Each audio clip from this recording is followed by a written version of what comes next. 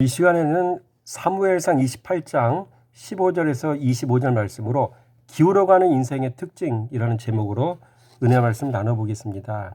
여러분, 사울을 통해 우리는 기울어가는 인생의 특징을 이 시간 살피는 겁니다.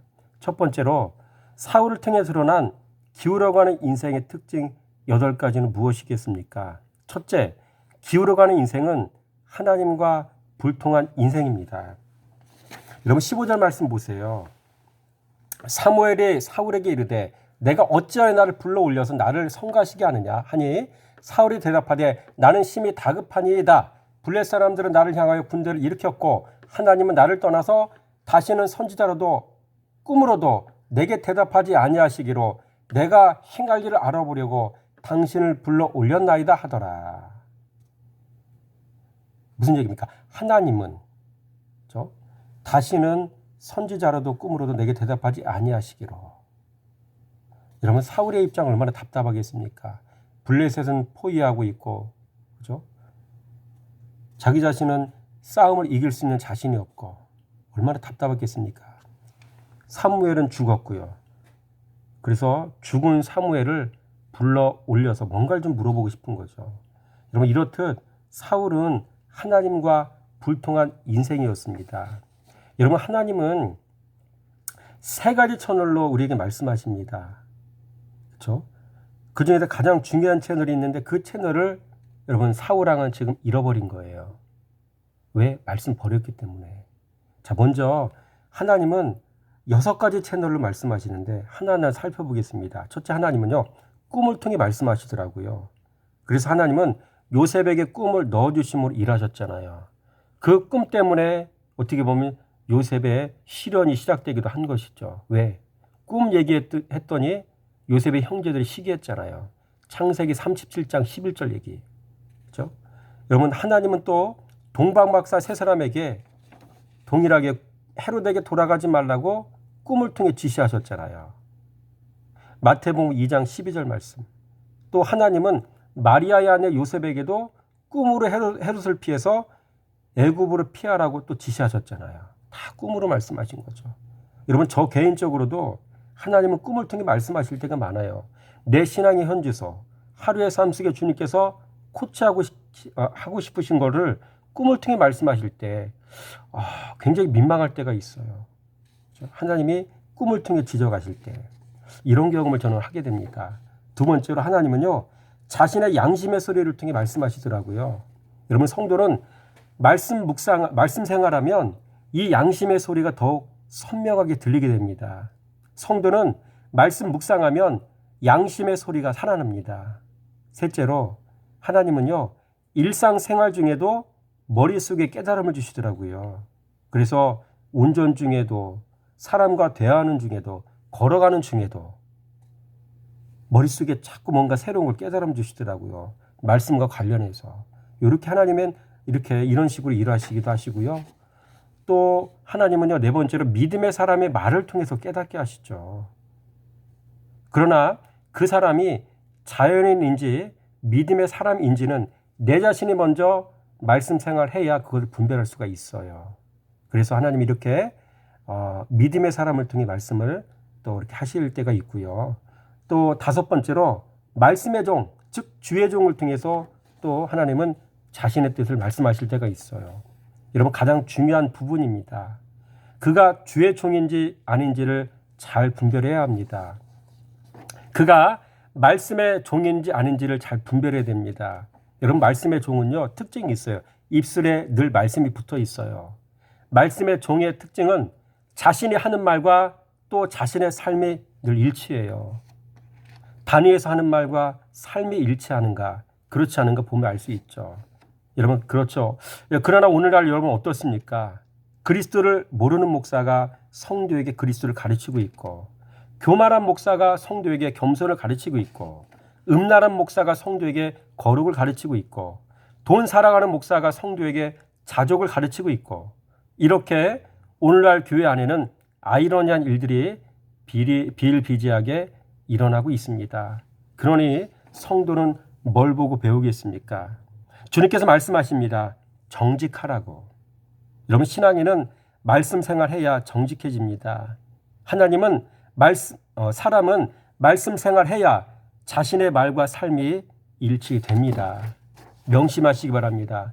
말씀 생활에서 정직한 신앙인이 되시기를 주님의 이름으로 축원합니다. 자, 그러나 6번째입니다. 무엇보다도 하나님이 말씀하시는 가장 확실한 채널은 말씀입니다. 그래서 하나님은 성도가 묵상한 말씀을 통해 깨닫게 하시는 방법으로 보편적으로 말씀을 하십니다. 바라기는 하나님의 세워놓으신 채널로 또 하나님과 소통하는 인생이 되시기 바랍니다. 그래서 하나님과 화통한 인생이 되시기를 주님의 이름으로 축원함을 드립니다. 둘째로 기울어가는 인생은 하나님께 버림받은 인생입니다. 여러분 15절 말씀 보세요. 하나님은 나를 떠나서 안타깝죠. 요 한마디가 이 사울왕의 인생을 여러분 확실하게 이제 평가해 주는 낱말이겠죠. 문장이겠죠. 하나님을 떠났는데 그 인생에 무슨 의미가 있습니까? 하나님을 떠난 거는 그 인생 속에 호흡이 떠난 거랑 마찬가지예요. 여러분 이렇게 사울은 왜 하나님께 버림받았을까요? 하나님은 사울이 말씀 버렸기 때문에 사울을 떠나신 것입니다. 말씀 버렸기 때문에. 여러분 본문 말씀 보세요. 사무엘이 사울에게 이르되 나는 왕과 함께 돌아가지 아니하리니 이는 왕이 여호와의 말씀을 버렸으므로. 뭘 버렸다고요? 여호와의 말씀.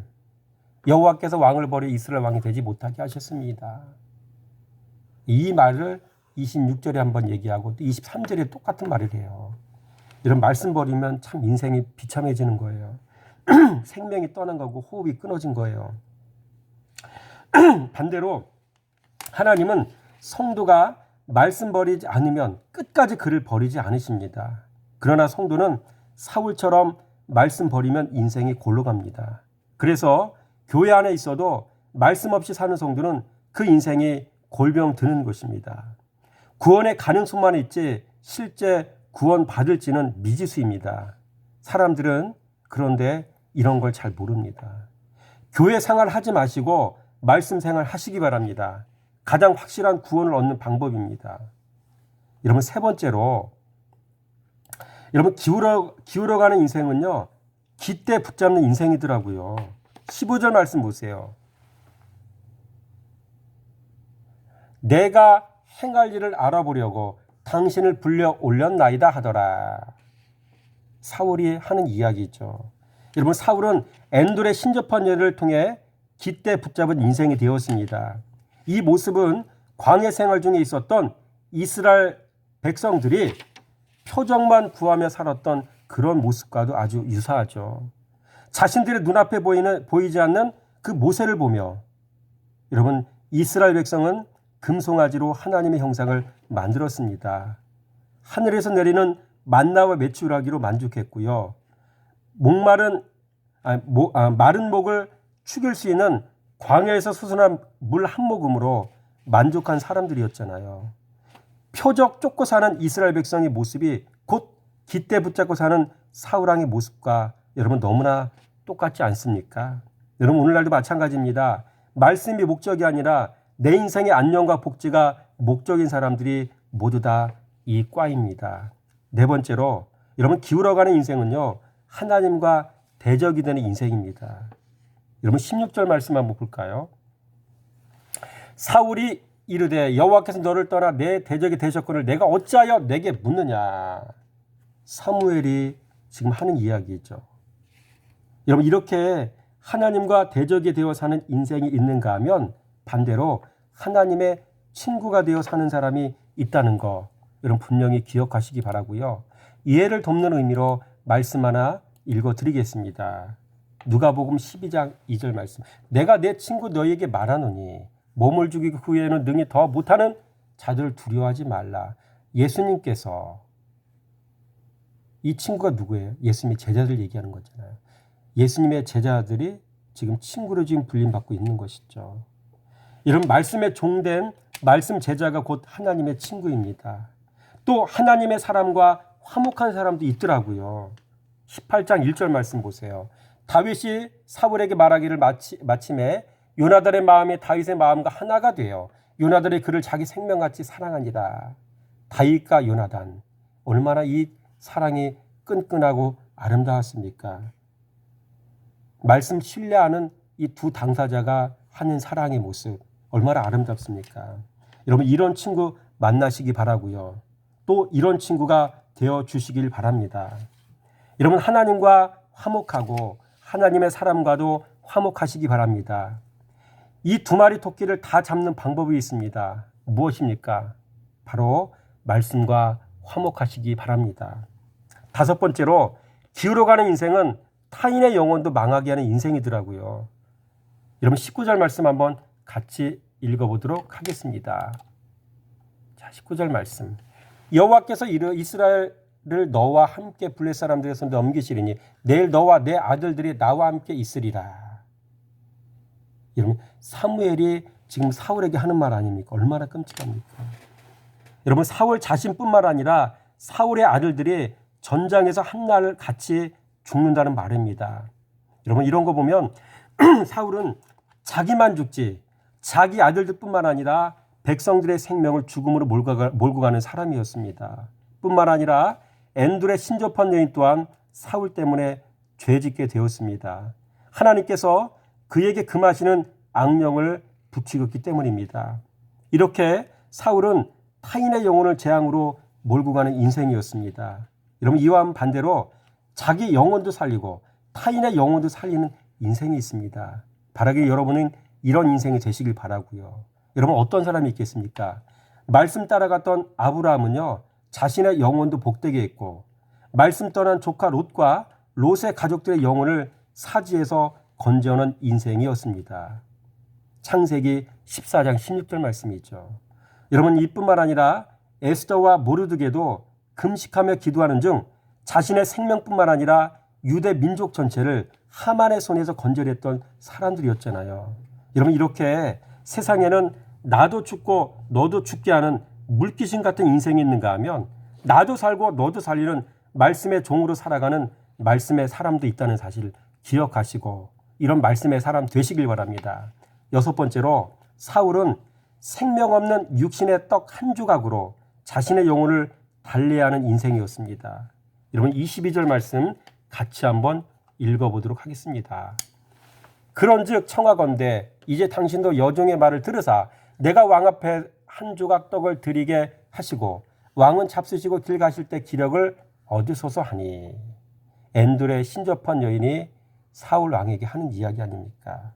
내가 왕 앞에 한 조각 떡을 드리게 하시고 왕은 잡수시고 길을 가실 때 기력을 얻게 하소서.